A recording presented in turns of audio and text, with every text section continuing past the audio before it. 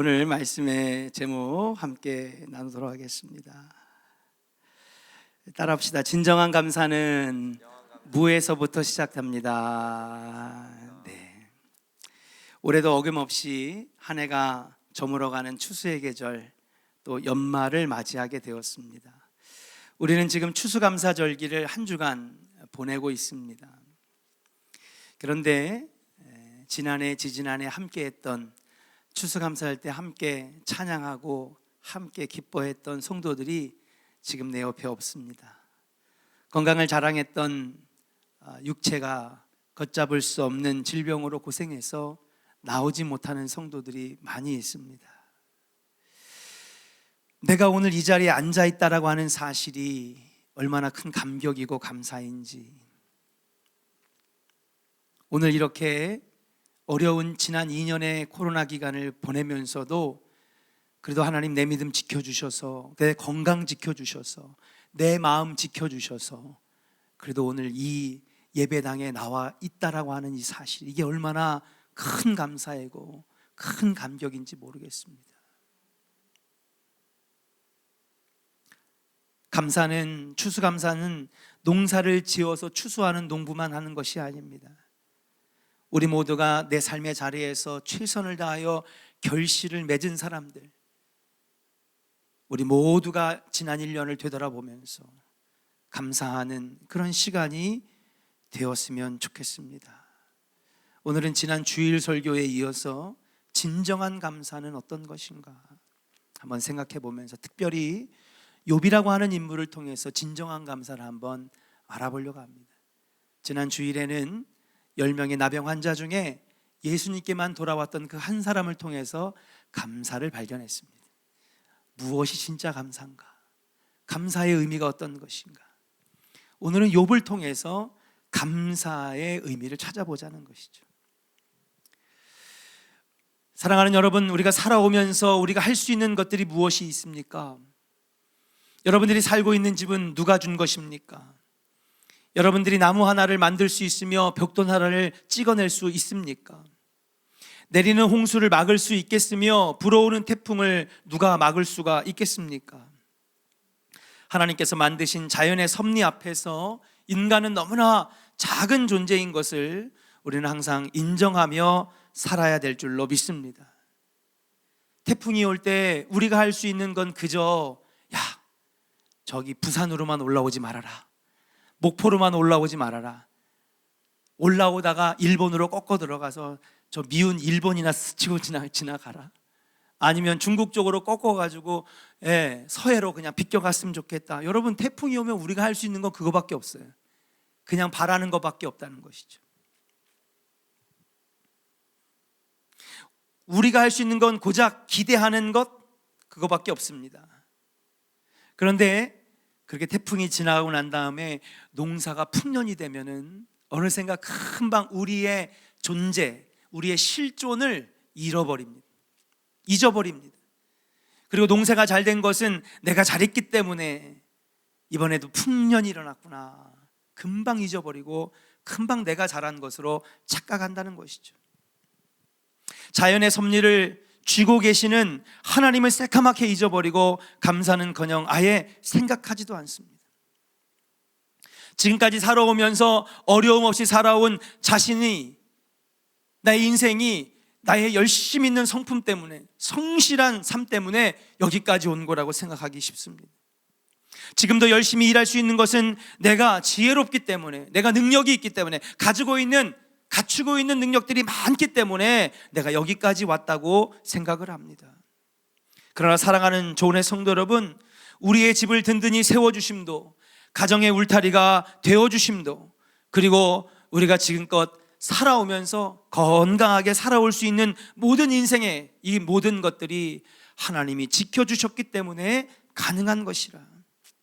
하나님께서 인도자가 되어주시고 보호자가 되어주셨기 때문에 여기까지 우리가 올 수 있었다라고 하는 것을 인정하는 믿음의 자녀들 되시기를 주의 이름으로 간절히 축원합니다. 만일 이 사실을 잊는 순간 우리는 교만해지는 것입니다. 교만의 죄를 범하는 것입니다. 그러므로 나의 가정이나 가족이나 나의 삶이 또 나아가서 땀 흘리고 수고하여 얻은 결실을 앞에 두고 우리가 할 수 있는 것은 무엇이냐? 우리가 할 수 있는 것은 오직 감사뿐이라고 하는 사실. 오직 감사. 하나님을 향한 감사입니다. 만약에 감사하지 않는다면 그냥 감사하지 않는 것으로 끝나는 것이 아니라 그것은 교만한 것이라는 것이죠. 감사를 안 하는 것은 해도 되고 안 해도 되고 그냥 넘어가는 것이 아니라 감사를 하지 않는 것, 특별히 하나님 앞에 감사하지 않는 것은 그것은 교만이라고 하는 것입니다. 내가 아무리 땀을 흘렸어도 자라게 하시는 분은 오직 여호와 한 분이십니다. 하나님께서 자라게 하지 않으셨다면 농작물을 결실을 맺기 어렵다라고 하는 것이죠. 하나님께서 도와주시지 않았다면 우리는 성공할 수 없습니다. 성사시킬 수가 없는 것입니다. 심지어는 내가 땀 흘려 지금 일하고 있는 것도 주님이 뭘 주셨기 때문에? 건강 주셨기 때문에 내가 지금 땀 흘릴 수 있다라고 하는 사실이. 건강하지 못한 사람들이 땀 흘리는 거 못 봤습니다. 왜냐하면 움직일 수 없기 때문이죠. 뛸 수 없기 때문입니다.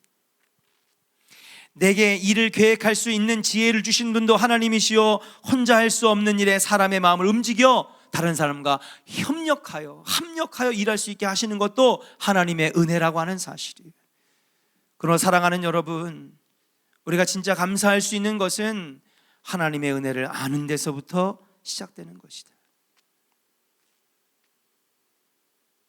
하나님의 은혜는 무엇입니까? 나는 연약하고 그러나 주 예수는 크고 위대하셨어.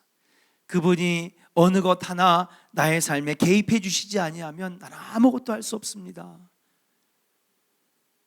그것이 바로 하나님의 은혜를 아는 것입니다. 지난 주일 설교처럼 진정한 감사는 언제 나오냐? 하나님의 은혜를 아는 데서부터 시작되는 것이다. 사랑하는 조은의 성도 여러분, 저와 여러분들이 이 마음 변치 않기를 주의 이름으로 간절히 축원합니다. 날마다 하나님의 은혜를 깨달아서, 그래서 그 하나님의 은혜를 곰곰이 생각해 보니까 내가 얻은 게 뭐고 벌은 게 뭐고 가진 게 뭐고 이거를 세워보는 게 아니라 하나님의 은혜를 되돌아보니까 감사합니다. 우리 신앙생활은 이렇게 바뀌어져야 된다는 거죠. 하나님이 내게 주신 은혜를 생각할 때에 감사할 수 있게 되는 거예요. 그런 면에서 볼 때 여러분, 하나님의 은혜를 언제 깨닫느냐? 오로지 말씀과 기도밖에 없더라고요. 예. 말씀과 기도 생활이 안 되는 사람은 감사도 안 합니다. 왜요? 하나님의 은혜가 느껴지지가 않는데, 하나님의 은혜를 깨달을 시간이 없는데요. 그래서 결국엔 감사는 사라지고 이건 내가 한 거지, 내가 잘해서 한 거야, 내 지혜 때문에 한 거지, 내가 능력이 많아서 한 거야. 감사는 아무나 하는 것이 아닙니다. 믿음 생활, 신앙 생활, 특별히 말씀과 기도 생활하는 사람에게 하나님의 은혜가 깨달아지니까 그때서야 진정한 감사가 나온다라고 하는 사실. 예배의 자리를 잃어버리지 않기를 원합니다. 기도의 자리를 뺏기지 않기를 원합니다. 말씀과 기도 가운데 하나님의 은혜가 깨달아지고 하나님의 은혜가 깨달아지니까 비로소 감사할 수 있게 된다라고 하는 사실이에요.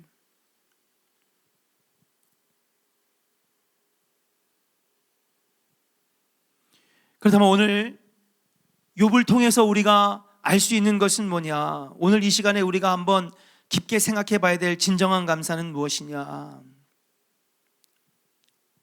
무라고 하는 것에서부터 한번 시작해 보려고 합니다. 무가 뭐냐?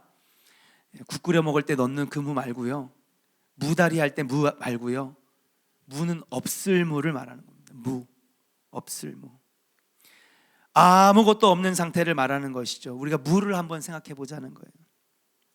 무는 시작점을 의미합니다. 없을 무는, 무에 선다는 것은 아무것도 없이 시작할 때에 그 자리로 돌아가서 보는 것입니다.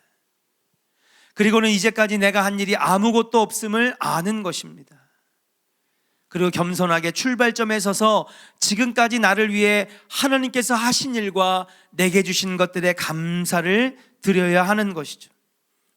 저와 여러분들, 우리 모두는 사실 아무것도 아닌 무에서부터 시작하여서 여기까지 와 있는 존재라고 하는 사실이에요. 그러므로 사랑하는 여러분, 진정한 감사는 언제 시작되느냐?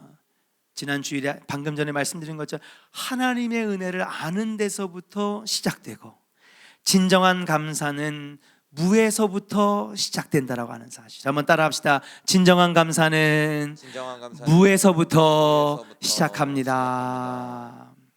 오늘 우리가 한번 우리 읽은 말씀 욥으로 한번 들어가 보겠습니다.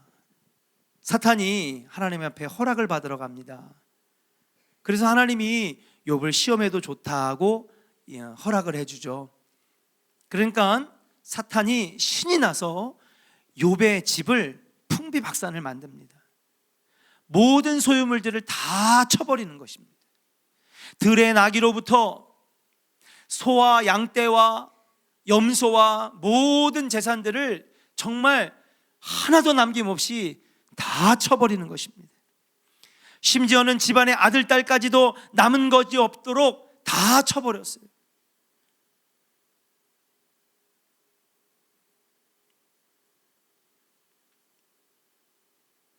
말 그대로 사람이 떨어질 수 있는 가장 밑바닥의 나라까지 욥을 떨어뜨려 놨습니다. 그런데 욥은 오늘 21절에서 이런 고백을 해요. 저와 여러분들이 함께 같이 고백을 한번 같이 읽어보기를 원합니다. 함께 읽겠습니다. 시작. 이르되 내가 모태에서 알몸으로 나왔사온즉 또한 알몸이 그리로 돌아가올지라. 주신 이도 여호와시요 거두신 이도 여호와시오니 여호와의 이름이 찬송을 받으실지이다 하고. 할렐루야. 여호와의 이름이 찬송을 받으실지이다. 하나님 앞에 영광 돌리고 좀 감사하고 있어요. 근데 그의 감사는 어디서부터 시작됐느냐? 많이 가져서 하는 감사가 아니에요. 지금 뭐예요? 모든 걸 다 잃어버렸어요. 다 뺏겼습니다. 심지어는 7남 3녀 모든 자식들도 다 잃어버렸어요. 그런데 지금 욥은 감사하고 있어요. 오늘 욥이 우리에게 보여주는 감사는 어떤 감사냐? 무에서부터 시작하는 감사라고 하는 사실이에요. 무에서부터.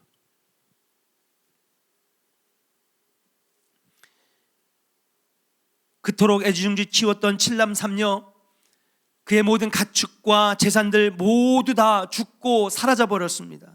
우리 같으면 과거를 돌아보면서 한숨 졌을 것입니다. 원망했을 것입니다. 이럴 거면 뭐하러 줬습니까? 다 가져가실 거면 뭐하러 나에게 복을 줬습니까? 차라리 좀 가난하게 살더라도 하나도 안 뺏기면서 사는 게 훨씬 행복하죠. 우리 같았으면 그랬을 것입니다. 그러나 욥은 그때의 그 절체절명의 순간에서 뭐를 바라보느냐? 인생의 출발점이었던 무의 상태를 바라보는 거예요. 욥의 시선은 지금 아무것도 없었던, 자신이 하나도 없었던 제로 베이스에다가 그의 시선을 놓고 있다라고 하는 사실이에요. 인생의 출발점인 무로 가서 자신의 인생을 바라봅니다. 어머니의 뱃속에서 나올 때 나는 아무것도 없이 알몸으로 나왔습니다. 아무것도 걸치고 나온 것도 없었고 손에 시계 하나 반지 하나 쥐고 나온 것도 없었습니다. 그 무를 생각하고 아무것도 아니었던 나를 생각하니까 주님, 이 가운데에서도 하나님, 주님 앞에 감사와 영광을 올려드립니다. 그것을 생각하니 이제까지 인생에서 얻어진 모든 것이 욥에게는 하나님께서 주신 은혜였다라고 하는 것을, 선물이었다라고 하는 것을 깨닫게 되었다라고 하는 사실이. 아무리 정들여 키운 아이들이라 할지라도 하나님께서 아예 이 아들을 주시지 않았더라면 그 사랑조차도 줄 곳이 없는 불쌍한 자신이었을 것을 욥은 지금 죽어버린 자신들 앞에서도 이렇게 생각하고 있는 거예요. 그렇게 무에서 자신의 인생을 돌아보니까 지금까지 내가 살면서 누렸던 것들, 행복했던 것들, 그것이 다 하나님의 은혜로 여겨지더라고 하는 사실이에요. 그리고 그는 고백합니다. 표준세 번역으로 한번 제가 고백을 다시 한번 21절 해볼게요. 내가 어머니 뱃속에서 핏덩어리로 나왔사온즉 또한 그런 몸으로 돌아가게 될 것입니다. 이제까지 붉은 몸뚱이로 나온 저에게 이 모든 행복을 주신 분이 여호와 하나님이시요 또다시 거두어 주시는 분도 하나님이시오니 오직 그 이름을 찬송할 뿐입니다. 사랑하는 존의 성도 여러분, 우리도 우리가 아무것도 없었던 무에서 출발했던 그 출발점을 바라볼 수 있는 믿음의 눈이 열리기를 주의 이름으로 간절히 축원합니다. 언제 이 옷이 내 것이었습니까? 언제 저 차가 제 것이었습니까? 언제 이 자리가 제 자리였습니까? 제가 공부한 것이 무엇이 있었겠습니까? 무의 상태를 바라보면 두려울 게 없는 거예요. 우리 인생에 두려운 게 뭔지 아십니까? 뺏길까봐, 잃어버릴까봐, 놓칠까봐. 지금까지 바둥바둥 하면서 쌓아 올렸던 것을 한순간에 잃을까봐 우리 인생이 그렇게 맨날 두렵고 무서운 겁니다. 잃어버릴까봐. 그런데 욥처럼 내 인생이 아무것도 아니었을 때 물을 바라보는, 아무것도 없는 제로 베이스를 바라보는 믿음의 눈이 열리면 두려울 게 없어요. 왜요? 주님이 다시 주시면 되니까, 하나님이 채워주시면 되니까, 하나님이 부어주실 줄로 믿습니다. 믿음으로 선포하면 되니까.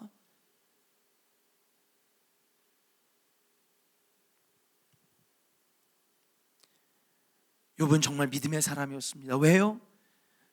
아무것도 없는 무의 상태, 제로 베이스, 아무것도 아닌 정말 알몸에서 나온 그대로의 인생을 바라볼 수 있는 눈이 있었기 때문에, 그리고 그 가운데에서 감사할 수 있는 사람, 욥이 얼마나 큰 믿음의 사람이었는지를 오늘 말씀 속에서 우리는 보는 것입니다.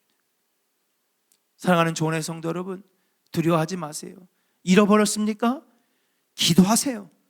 하나님이 2배, 3배로 채워주실 줄로 믿습니다. 뭐가 그렇게 두려운, 뭐가 그렇게 무서운데? 믿음으로 나가면, 욥처럼 무에서 바라보면 하나님께서 또 채워주실 것을, 하나님께서 더 부어주실 것을.